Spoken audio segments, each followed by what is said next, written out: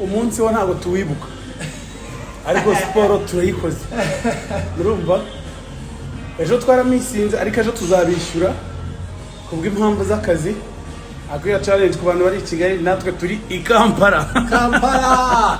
Hey guys, my people, my brother, ndagusuje kandi mwifurije kugubwa neza. Uwihebeye tayo wacu Breeze, uwihebeye kandi wakunze igitangaza mu bitangaza. Ni by'agaciro kandi komeza dukurikirane. I promise ko nazawema kubagezaho amakuru azabagezweho mu Rwanda ndetse no ku isi yose muri rusange. Ezamire kamakuru yacu tutatangiriye mu gihugu cya Uganda ariko by'umwihariko mu mujyi wa Kampala. Arereye umusore w'umunyarwanda amazina ye yitwa tayo wacu Breeze. Yamamaye mu muziki w'u Rwanda nka Bruce Melody. Uyu mwartiste watangiye urugendo rw'umuziki nk'uwabigize umwuga mu mwaka wa 2012 nyuma y'uko tariki 21 z'ukwezi kwa mbere umwaka wa 2022 yakiriye mugenzi we guturuka mu gihugu cya Tanzania, umwe mu bahanzi bakomeye cyane ku hano ku mugabane wa Afrika yitwa Harmonize, bakagirana ibihe byiza hano mu gihugu cy'u Rwanda mu gihe kingana n'iminsi igera kuri 6. Kuri uyu munsi Bruce Melody arabarizwa mu gihugu cya Uganda mu mujyi wa Kampala, aho yerekeje mu bikorwa n'ubundi bijyanye n'umuziki, gukora gushutinga amavideo n'abandi bahanzi bari barakoranye hara mu gihugu cya Uganda barimo Paraso, Chameleone, Eddy Kenzo ndetse n'abandi bahanzi bagiye batandukanye nka Fake Fameka, dore ko bakoranye indirimbo yitwa Deep iri kuri album ya Fake Fameka. Akaba ari muri video nazo ziraje inshinga umuhanzi wafashe rutemekirere akerekeza hara mu gihugu cya Uganda ari kumwe na Kenike. Ninavuga yuko iyo coach Gael adahari nka manager wa Bruce Melody cyangwa se umujyanama wa Bruce Melody mu bijyanye n'umuziki, Kenny aba yungirije coach Gael mu kuba yajyana na Bruce Melody mu bikorwa bigiye bitandukanye, ibitaramo, kuvugana n'abahanzi, featuring ndetse n'ibindi bigiye bitandukanye. Navuga ko Kenny ari umwe mu nkingi za mwamba cyangwa se rimwe mu bice bigize ishyiga ry'inyuma muri 155 AM rebo ireberera inyungu z'abahanzi hano mu gihugu cy'u Rwanda. Nkaba nakubwiza ukuri ko iyi ngiyi ari yo nzu ireberera inyungu z'abahanzi hano mu gihugu cy'u Rwanda ikomeye kurusha izindi. Urebye ibikorwa yagiye ikora, ibitaramo yagiye ituma abahanzi bitabira yaba abakomoka hano mu gihugu cy'u Rwanda ndetse n'abo hanze. Bruce Melody mbere yuko ajya mu gihugu cya Uganda yabanje kugirana ibihe byiza na Harmonize, basura inyubako zigiye zitandukanye hano mu gihugu cy'u Rwanda zirimo BK Arena, baratembera, ibintu byari uburyohe cyane. Wabonaga ko spectacle igihe Harmonize iri kumwe na Bruce Melody hano mu gihugu cy'u Rwanda. Baje kujya kuri RBA bagirana ikiganiro na televiziyo y'igihugu cy'u Rwanda. Ibintu byari byiza cyane. Abaturage cyangwa se dore ko baje no kujya i Nyamirambo bakarya za capati ndetse n'ibishyimbo ndetse bakaza kwakirwa neza ndetse bakerekwa urukundo n'abanyarwanda hariya i Nyamirambo ndetse n'utundi duce bagiye basura, dore ko bageze ntara kuri chic bagahereza abamotari amafaranga, abantu bakabasha kwishima. Yakubwiza ukuri ko kuri uriya munsi umuntu wabashije kubona Bruce Melody ndetse na Konde Boy Harmonize yabashije kwinjira ndetse arishima ku rwego rutangaje. Bruce Melody nyuma y'iminota mike cyane avuye hano mu gihugu cy'u Rwanda yerekeje mu gihugu cya Uganda mu mujyi wa Kampala. Harmonize Konde Boy nayo yisaguruka afata rutemikirere hano mu gihugu cy'u Rwanda, avuga uburyo yishimiye abakobwa ba hano mu gihugu cy'u Rwanda, uburyo yishimiye u Rwanda, umutekano, isuku, uburyo twakira abashyitsi ndetse n'ibindi bigiye bitandukanye. Ibi ni bimwe mu byashimishije Harmonize cyangwa se Konde Boy igihe yari hano mu gihugu cy'u Rwanda. Iyi foto, iyi ni imwe mu mafoto yavugishije abantu benshi ku mbuga nkoranyambaga. Ni ifoto ya Bruce Melody ari kumwe na manager we coach Gael. Hagiye hasohoka inkuru zigiye zitandukanye mbere yuko Harmonize aza hano mu gihugu cy'u Rwanda, bavuga bati Bruce Melody coach Gael yamukubise igipfunsi bapfa $300,000. Ibi ngibi nakubwiza ukuri ko ntago we wabonye izi nkuru, ntiwigeze ubona Bruce Melody apostinga avuga ko yakubiswe ingumi na manager we. Ntabwo wigeze ubona inkuru kacigaye coach Gael we yivugira ubwo ku gite ko yagiranye ibibazo na Bruce Melody, ahubwo niza nkuru zigenda zikerewa umunsi kundi. Dore ko hari inkuru nabonye yakerewe ivuga ngo Bruce Melody ngo na Majid Black ngo ni bari gucana waka, ngo Bruce Melody ngo yatwaye umugore wa Majid Black.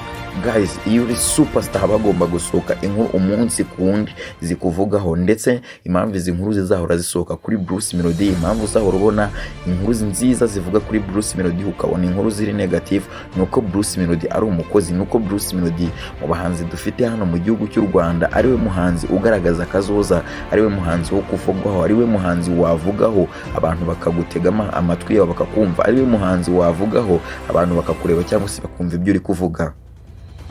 ntabwo uzajya kuvuga umuhanzi umaze umwaka adasohora indirimbo, umaze umwaka nta gikorwa na kimwe kigaragara mu muziki ari gukora kugira abantu bagutegereza.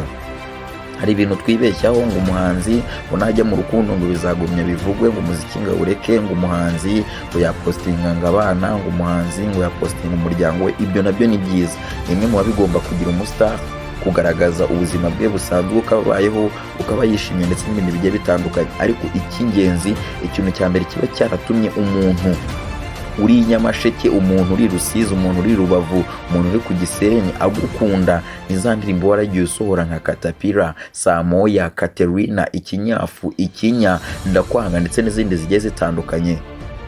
Umuhanzi iyo adasohora indirimbo ni handi uzasanga igikundiro yari afite ku bantu cyaragiye kigabanyuka, ahubwo ugasanga ba bantu bamukundaga. Urugero, umuntu akabakunda Bruce Melody akakubwira ngo ariko Bruce Melody uko atagikora cyane nsigaye nkunda na Ken Soul. Ugasanga hari igihe kigera none ugasanga rwa rukundo wa muntu yakundaga Bruce Melody rwaragabanyutse, ahubwo urwo sigaye akunda Ken Soul ni rwinshi. Arumva ngo Ken Soul yakoze igitaramo i Rubavu agahita atega akajya i Rubavu, nyamara ugasanga na Bruce Melody yari afite ikindi gitaramo muri Arena. Ibi rero kuba Bruce Melody akora cyane umunsi kundi, iki kintu cya Bruce Melody cyo gukora cyane agihurije ku bahanzi batatu ba hano mu karere, ari bo Diamond Platnumz, Harmonize. Bruce Melody, Harmonize na Diamond nibo bahanzi mu mwaka ugiye ukareba ibikorwa bakoze, ibitaramo bakora bigiye bitandukanye, yaba hano mu gihugu cy'u Rwanda, yaba muri Afurika ndetse no ku isi yose muri rusange. Usanga aba bahanzi baragiye bakora ibikorwa bitangaje kandi igihe byagiye byambuka bikarenga Afurika. Kuva Diamond Platnumz yatangira gukora umuziki ku rwego ruri hejuru kuriya, agatangira gukora umuziki ku rwego rungana kuriya, Harmonize kuva yava muri Wasafi agatangira gukora ashyizemo imbaraga ku rwego rungana kuriya, ntabwo wabona Diamond Platnumz yazimye. Buri munsi guhera mu mwaka wa 2019 twaravuga ngo Bruce Melody uyu ni umwaka wa 2019 umuhanzi ngaraza agahitinga, ariko hashira umwaka umwe bamuhanza akazima. Ibi ngibi ntabwo uzigera ubibona kuri Bruce Melody kuko 2019 twarabivuze ntibyagira icyo bitanga. 2020 azatanga indirimbo nka Katerina irebwa n'abantu miliyoni 14 kuzamura. Uwo ni Bruce Melody. Mu mwaka wa 2021 yaje ku muvuduko udasanzwe, ari nabwo yaduhaye featuring ari kumwe na Gael Jones indirimbo nka Sawa. Kuri uyu munsi ni zimwe mu ndirimbo zikunzwe cyane hari mu gihugu cya Kenya. Muri 2022 twaravuze ati menye noneho Bruce Melody birangiye. Bruce Melody asohora indirimbo 16, akora European Tour, azenguruka ibihugu 6, imijyi igera kuri 7 ku mugabane w'Uburayi, utirengagije imijyi nka Zurich, Paris ndetse na Bruxelles. Kuri uyu munsi turi mu mwaka wa 2023, Bruce Melody amaze gukorana indirimbo na Harmonize igomba gusohoka. Muri uyu mwaka wa 2023 nibwo Bruce Melody agomba gushyira album ye hanze. Album uzasangaho Fireboy, Omare, Luga, Kofi Olomide ndetse n'abandi bagiye batandukanye.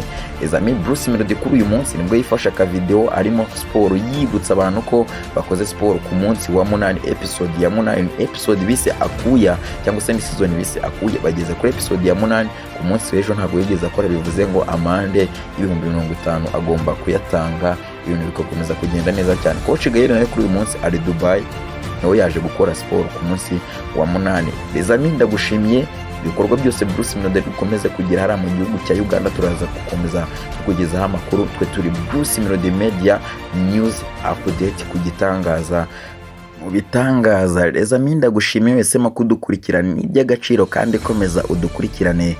Nyande Olivier Fernandez, kanda subscribe kuri YouTube channel Bruce Melody Media kujya tujye dukomeza kubana umunsi kundi. Dufite indirimbo igiye gusohoka Bruce Melody featuring Lebo Chapo ndetse na John Frogger. Ezami, see you, love you so much. Totally crazy, my heart is for you.